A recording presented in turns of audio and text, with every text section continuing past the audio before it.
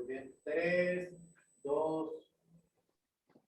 Muy buenas noches. Bueno, como ya les habíamos comentado anteriormente, contamos ya con la presencia del doctor Alejo García, un profesional del campo de la salud, más bien del ámbito deportivo, también de la salud, ¿verdad? Porque la psicología es parte de la salud, pero con una especialidad, o muchas especialidades, en el campo del deporte, con un recorrido enorme en España.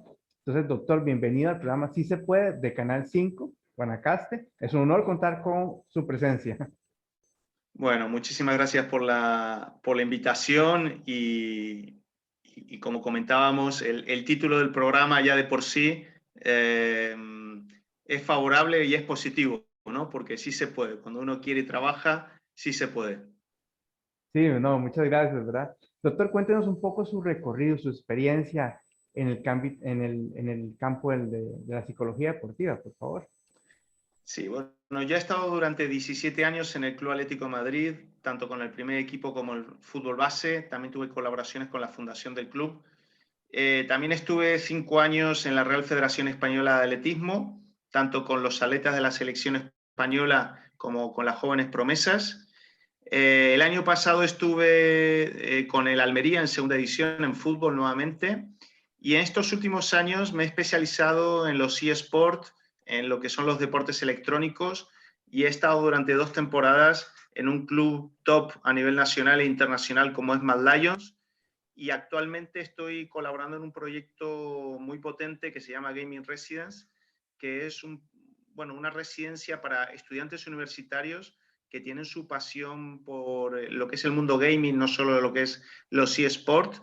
Y bueno, ahí junto con Alejandro Suárez nos encargamos de coordinar lo que es el método de preparación de los residentes, que los preparamos para que mejoren en lo que es en los eSports, en el que compita, y además pues que tenga un desarrollo, digamos, óptimo en otras parcelas, tanto académicas, personales y futuras a nivel profesional también. Sí, bueno, lo que es el doctor Leo García, tuvimos la oportunidad de tenerlo acá en Costa Rica en el año 2008, ¿verdad? Vino con otros grandes profesionales, con Miguel Morilla, con Carlos Marín, con Marcelo Rofe, ¿verdad? Fue una experiencia muy linda. De hecho, ahí tengo un autógrafo suyo, doctor, que usted en su ¿Ah, sí? momento me dio, imagínense, del año 2008, estamos en el 2021, imagínense cuánto tiempo, ¿verdad? Sí. Doctor, su currículum es impresionante. Yo, bueno, tuve la dicha de verlo un poco.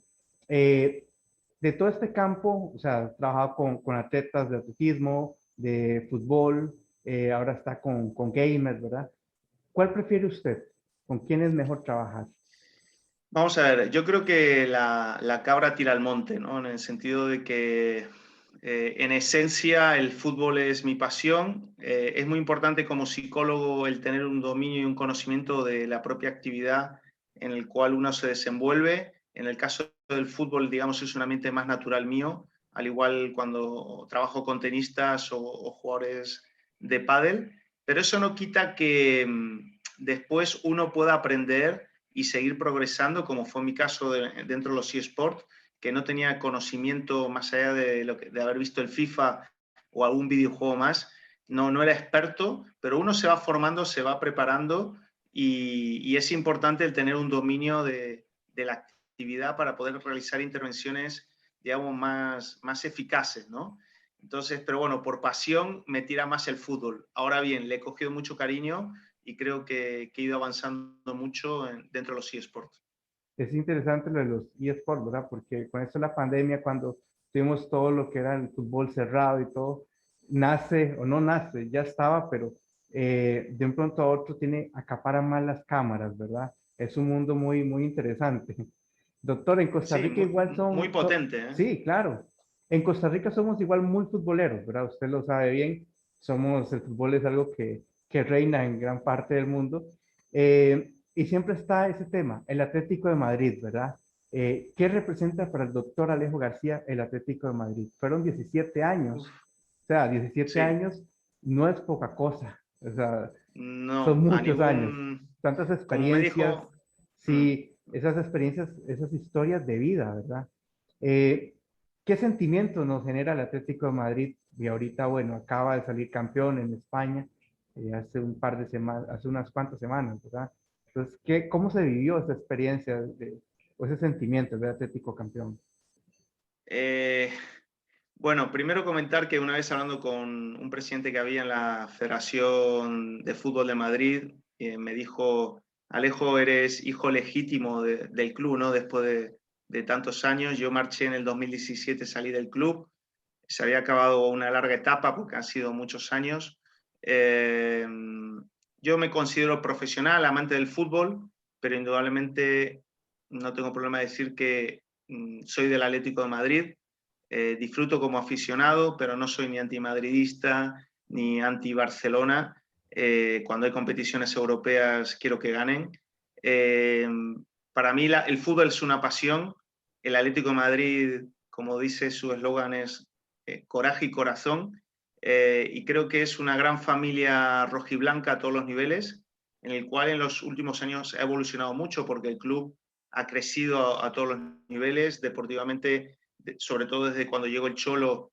Ha habido grandes resultados, tanto de ganar ligas, Copa del Rey, Europa League, Supercopa de Europa, haber llegado 2 veces a la final de la Champions. Son muchas emociones, muchas alegrías, pero detrás hay mucho trabajo de gente de diferentes perfiles. Pero sí es verdad que el club ha evolucionado mucho y ha crecido, ¿no? Antiguamente, por decirlo de una forma, 10 tareas las hacía una persona y ahora pasa al revés, ¿no? Para una tarea hay 10 personas porque se ha ido tecnificando todo, han venido especialistas de diferentes ámbitos y de alguna forma se ha ido profesionalizando, aunque nunca hay que perder esa esencia del calor humano y digamos, porque al final son las personas las que dan la fortaleza a las instituciones, ¿no? Lo que pasa que también es verdad que las personas van y vienen, ¿no? Y la entidad, por supuesto, se mantiene a lo largo del tiempo, ¿no? Y no es difícil manejar la presión, bueno, que tenemos, usted tenía al frente dos monstruos, como era el Barcelona y el Real Madrid, ¿verdad? Y sale el Atlético de Madrid de un pronto a otro levantando la mano y dice, ok, yo también soy grande, o sea, también estoy hecho para las competiciones, pero ¿cómo se manejaba esa presión en los jugadores también? Porque un duelo contra un Atlético, perdón, contra un Real Madrid, contra un Barcelona, se trabaja igual que trabajar contra un juego contra un equipo pequeño. Vamos a ver, lo primero hay que ver las estadísticas, ¿no? Porque a veces somos esclavos de nuestra propia historia y hace años atrás llegamos a tener unos 12 años que el Atlético de Madrid no ganaba en un partido oficial al Real Madrid.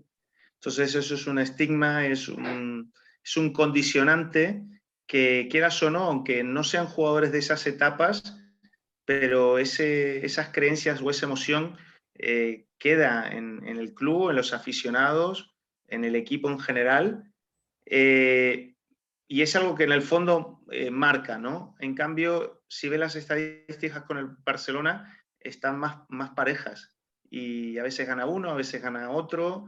Los partidos son de diferente forma, al igual que cuando juegan entre el Barcelona y el Real Madrid.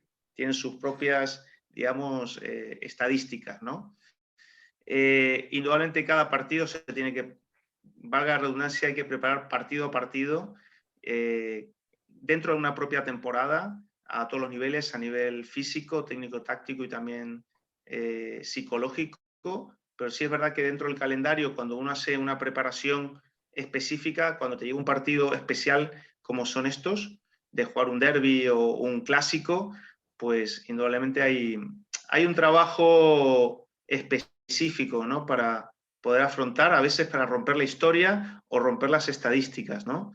Y cuando juegas con un equipo que, digamos, en principio, históricamente y en ese momento está más bajo en la clasificación, pues también hay que abordarlo de una forma diferente. Es una visión mía. Yo creo que preparar igual todos los partidos creo que no sería la receta, ¿no? Porque tampoco el jugador se encuentra siempre en la misma situación. Ya no hablo de clasificación, ni físicamente, ni orgánicamente, ni psicológicamente, un jugador se encuentra igual a lo largo de toda la temporada.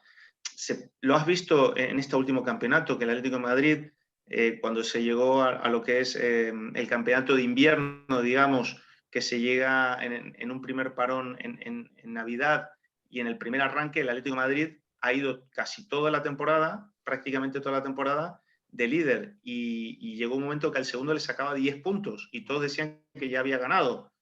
No, sabemos que hay baches, ¿no? Y los baches hay que afrontarlos, llevarlo de la mejor forma y después resurgir, que es lo que pasó este año en el equipo, ¿no? Después los últimos partidos, sobre todo los últimos 5 partidos, un poco a regañadientes, sacando ese espíritu campeón y esa resiliencia mental que tienen los jugadores y el cuerpo técnico, por supuesto, pues fueron capaces de sacar el campeonato adelante. Yo recuerdo cuando usted vino acá a Costa Rica, nos hablaba que el Atlético era un sentimiento, ¿verdad? También. O sea, no es solamente el ganar, perder, sino que había un sentimiento detrás. Que también a veces tenían como el hecho de sufrir, ¿verdad? El sufrir también había sido como algo parte de los aficionados de Atlético de Madrid. O sea, y creo que ellos ya están como acostumbrados a sufrir y es parte de ellos y no les atemoriza el sufrir. No sé si estoy equivocado. Sí, vamos a ver. La otra vez veía un vídeo que era, bueno, un humorista que decía, ¿no? Que ser del Atlético como que de alguna forma te fortalece para la vida, ¿no? Mientras que un jugador del Real Madrid, un aficionado del Real Madrid con tantos éxitos, pues son blandos, ¿no? Y esperan siempre ganar, ¿no? Es verdad que históricamente al Atlético de Madrid siempre les decían que éramos los sufridores, ¿no? Porque, o el Pupas inclusive, que siempre nos pasaba algo y no lográbamos el objetivo, ¿no? O cuando lo tenías todo medio hecho, algo pasaba y al final terminábamos sufriendo para poder conseguir ese objetivo cuando a priori era más fácil.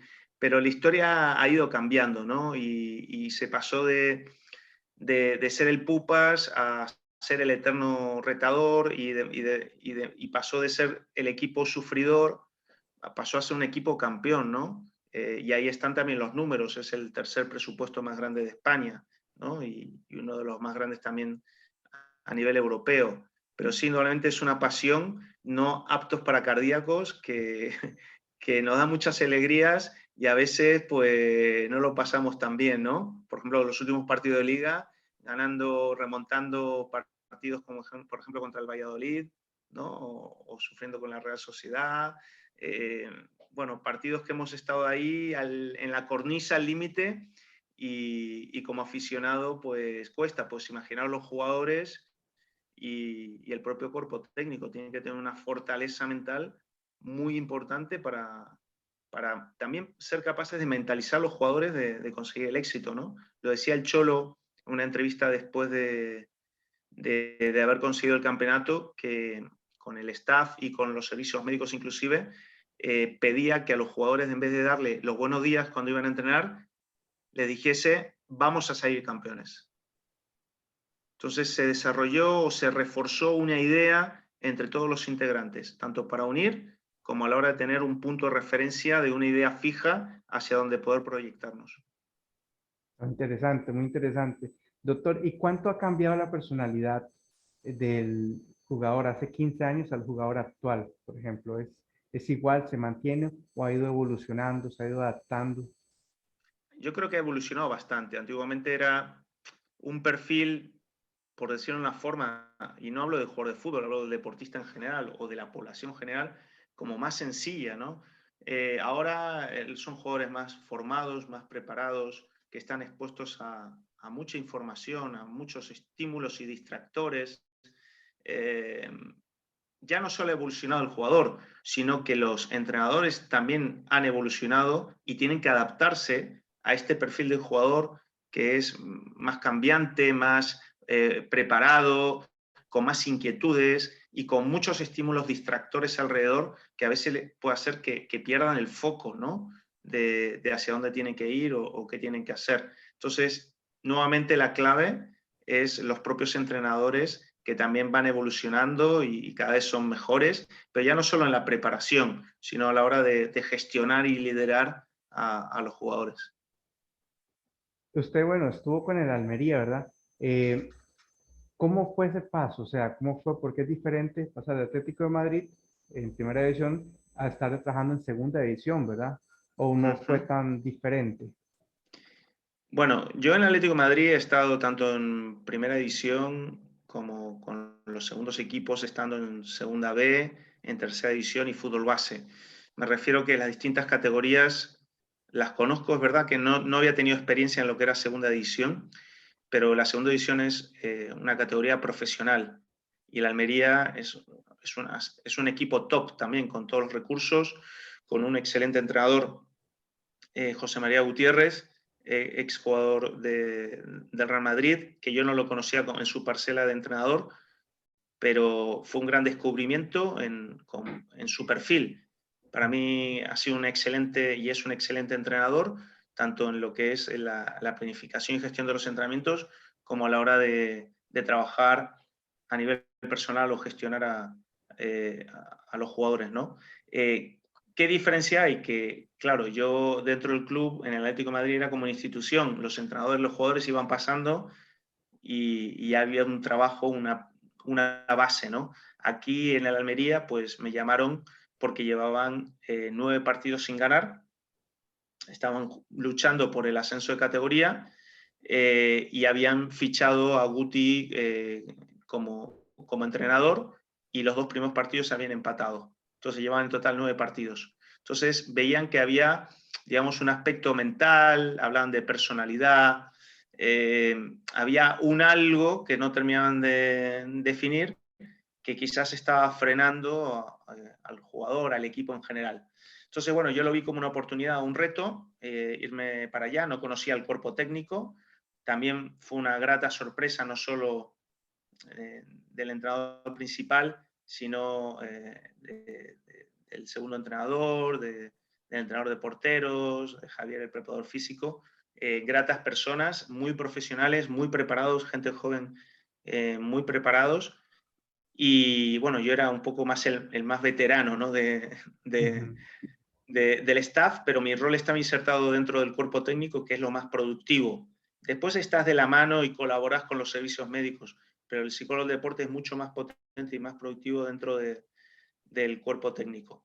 Y hicimos nuestro trabajo todos, porque no es que yo llegue y me ponga una medalla, ni mucho menos, simplemente habré hecho mi aportación por un lado, pero el resto del cuerpo técnico siguió haciendo su trabajo, pero además lo bueno es que empezamos a trabajar de forma interdisciplinar con todo el staff, ¿no? Entonces había una comunicación fluida y un análisis de diferentes perspectivas que nos ayudaban a afinar en las tareas y en el abordar el día a día desde el entrenamiento a la hora de gestionar diferentes situaciones o tomas de decisiones.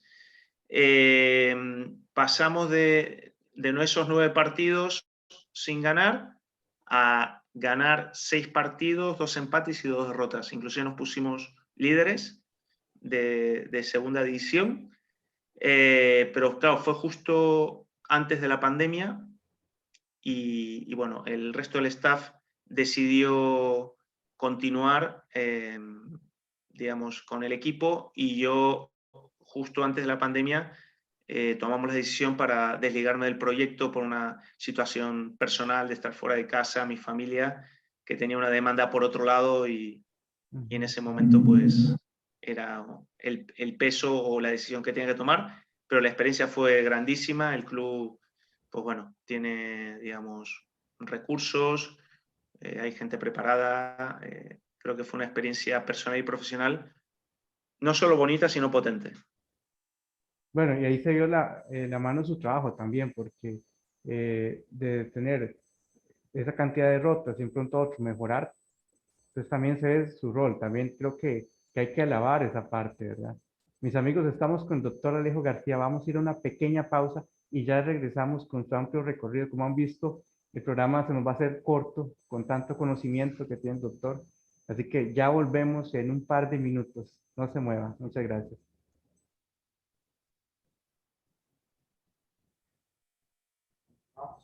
Ok, seguimos, doctor. Dale, perfecto. Bueno, mis amigos, estamos acá en su programa Sí se puede, en Canal 5 Guanacaste, con un invitado de lujo, el doctor Alejo García, contándonos parte de su experiencia. Doctor, yo recuerdo que cuando usted vino aquí a Costa Rica, el primero en exponer sobre temas de psicología del deporte aplicado al fútbol, que fue la temática en ese momento, en el año 2008, fue el doctor Marcelo Ropé. Él nos hizo una pregunta a todos los que estamos ahí presentes. Él decía, Si estuviéramos en la serie o en la película de Batman y Robin, ¿qué rol tendría el psicólogo, verdad? Yo recuerdo que hubo un silencio y en ese momento él mismo nos contestó. Él dice, seríamos Alfred. El rol del psicólogo sería Alfred. Ese que nadie ve, pero que es importante. Es ese conecte entre el cuerpo técnico y los jugadores. No sé si es así, doctor. Bueno, cuando decía de Batman y Robin, yo estaba pensando inicialmente, ¿Batman o Robin? No estaba pensando en Alfred. Y después estaba pensando en el Palacio de la Justicia, donde están todos los superhéroes. Yo creo que el psicólogo del deporte quizás es otro superhéroe. Tampoco digo que sea el hombre invisible, por decir una forma. No sé si es Alfred. Yo creo que el rol ha evolucionado. No sé si le preguntas lo mismo a Marcelo, no sé si te respondería lo mismo. Sí, Sí sería es verdad como que hay que tener diferente. un perfil bajo, eso estoy de acuerdo. Estamos ahí para acompañar, para colaborar y sumar, pero creo que también es importante tener presencia. No hay que esconderse. Tenemos un código deontológico en el cual la confidencialidad y la normativa y la regulación de la profesión está presente, y creo que respetando eso, creo que hay que estar integrado. Hay un líder indiscutible dentro del staff que es el entrenador, líder a todos los niveles, también a nivel de gestión psicológica. Nosotros somos especialistas, somos como un técnico en psicología del deporte, y estamos al servicio del entrenador, del resto del staff y los jugadores. Pero no estamos tampoco para llevar el cafecito o estar limpiando. Bueno, el bad coche lo podemos limpiar, ¿no? Pero sacar lustre, pero no es nuestra labor, porque a veces hay que arrimar el hombro y sumar a las diferentes áreas. Pero yo creo que definir el rol y las funciones que uno puede realizar es importante, y estar en primera fila por detrás de los principales protagonistas, que son los técnicos deportivos. Claro, y algo importante también, el rol que juega el psicólogo en las ligas menores también, ¿verdad? Porque es un conjunto, no solamente, a ver, esto es como la punta del iceberg, ¿verdad? Que a veces vemos una mala punta del iceberg y listo. ¿A qué me refiero? A que a veces podemos ver o calificar a los equipos de acuerdo a los triunfos, pero no el rol que se está teniendo detrás. Cómo ha sido el crecimiento, cómo ha sido inclusive la relación con los padres, porque a Uh-huh. veces surge la otra parte, no sé si estoy equivocado, me corrigen, que a veces son los sueños frustrados que tienen los padres con los hijos, Uh-huh. o a veces brindarle presión a los hijos, ¿verdad? No sé si estoy en lo cierto. Entonces también Vamos a ver cuál. ese rol que asume el psicólogo también para que el niño sea libre de jugar, sea libre de jugar, de sentir, inclusive de analizar lo que va a hacer con el balón en los pies y la toma de decisiones, ¿verdad? Vamos, yo creo que por un lado hay que descomprimir indudablemente las presiones que están alrededor del chico, y por otro lado al jugador o jugadora, ¿no? Porque podemos hablar del fútbol femenino. Aquí en España esta temporada el fútbol femenino pasa a ser profesional también. También brindarles al jugador o jugadora herramientas para gestionar la presión, pero indudablemente dentro de las categorías inferiores es fundamental, pero fundamental, lo puedo decir 3 veces porque hay que grabarlo a fuego, que el proyecto deportivo integre un departamento de psicología, y desde ese departamento haya una gestión, un trabajo, una formación, un desarrollo profesional del entrenador, del preparador físico, de los diferentes profesionales que integran el proyecto. Tiene que haber otra área muy específica de gestión de cara a los padres, como tú bien comentabas. Es muy importante formarles en actitudes, creencias y comportamientos, y definir bien su rol y sus espacios, qué tienen que hacer, qué no tienen que hacer, y eso lo tiene que liderar y definir el club, inclusive que haya una normativa y que se cumpla esa normativa, y el que no lo cumpla, pues que no podrá estar, con posibilidad indolente siempre de reinserción. Pero si tú no estás en la línea de lo que establece el club o la propia federación o la propia competición, pues no puedes estar presente o en los entrenamientos o en la propia competición, ¿no? Buscamos sumar al padre dentro del equipo, pero en el fondo el rol del padre es pagar la cuota de entrenamiento, ser chofer, darle de comer y poco más, animarle en las buenas y en las malas. O sea, a partir de ahí tiene que delegar a al club, al entrenador que gestione a su hijo. Y después hay otra pata fundamental, que es la del propio jugador o jugadora, en el cual tiene que haber un crecimiento personal y un desarrollo deportivo. Y en ese crecimiento personal tenemos que hablar de bienestar, tenemos que hablar de salud, pero también tenemos que hablar de toda la parte académica y también de toda la parte de la vida social, ¿no? O los diferentes contextos que gestionan, hacer talleres formativos en relación a la educación sexual, al entrenamiento en valores, a diferentes cuestiones que los formen como persona. Y después, por otro lado, tenemos que entrenarles y formarles en estrategias para el alto rendimiento, trabajo de motivación, de concentración, de mejora de la confianza, de autogestión de la ansiedad y el estrés. Y como es un deporte de equipo, pues buscamos desarrollar equipos de alto rendimiento, trabajar los diferentes factores y elementos que integran un equipo, y con todos esos ingredientes, pues indudablemente va a ser un proyecto mucho más potente, no solo para aumentar la probabilidad de jugadores que lleguen al fútbol profesional. En España estamos hablando, en el mejor de los casos, entre 1 y un 3% de lo que es la cantera que llegue al fútbol profesional, con un proyecto educativo y en la línea que te estaba planteando. Nosotros en el Atlético de Madrid hemos pasado a un 5-8% y han salido jugadores como Coque, De Gea, Gavi, bueno, todos los cracks, Fernando Torres, Lucas, Teo, todos estos cracks han salido de ahí. Aumentas la probabilidad de que lleguen al fútbol profesional. No estoy hablando que van a ser grandes estudiantes obligatoriamente.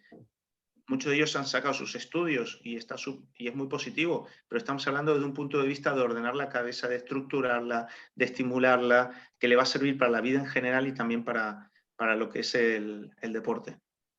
¿Y alguna anécdota o experiencia que haya tenido en su recorrido que le haya llamado la atención? Yo sé que está en lo que es el secreto profesional, ¿verdad? Pero tal vez algo que nos pueda compartir.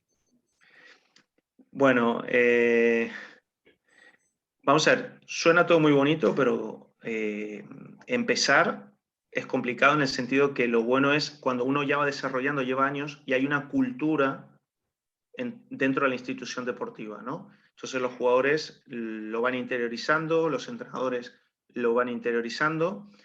Como os comentaba antes, la mayoría de los jugadores no llegan al fútbol profesional, y lo más gratificante para mí ha sido encontrarme años después a jugadores en el cual me daban las gracias por la labor que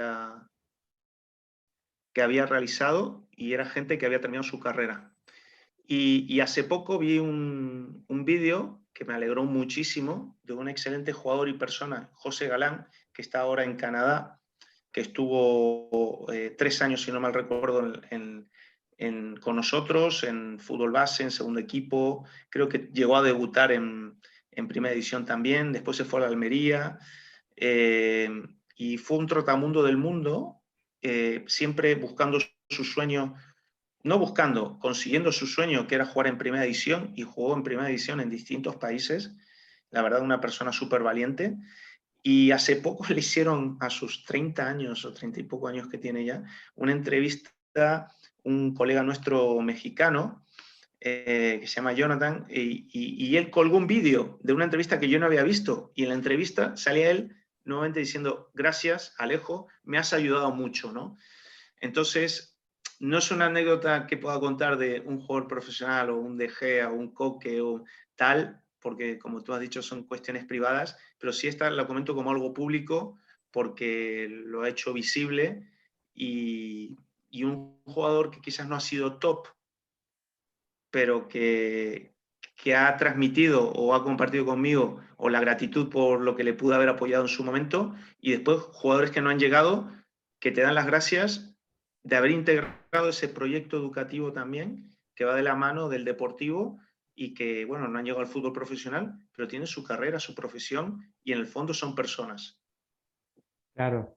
Bueno, esto ha sido todo por hoy. Tuvimos la dicha de contar con un programa que fue diferente, que esperamos, en verdad, doctor, que nos siga acompañando en el futuro. Sé que a todos los televidentes les gustó este programa, ¿verdad? Así que no queda más que agradecerle. Sé que en España es súper tarde en estos momentos, así que también gracias por eso. Y sepa que esta es su casa, sepa que Canal 5, Buena Casa está para usted y este programa en específico, si se puede, también lo está, ¿verdad? Así que muchas gracias, doctor, por la oportunidad que nos ha dado. Bueno, gracias por la invitación y bueno, ya sabéis dónde estoy.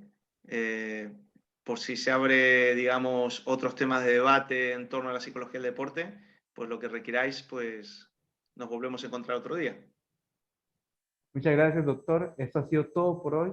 Bendiciones. Les deseo lo mejor.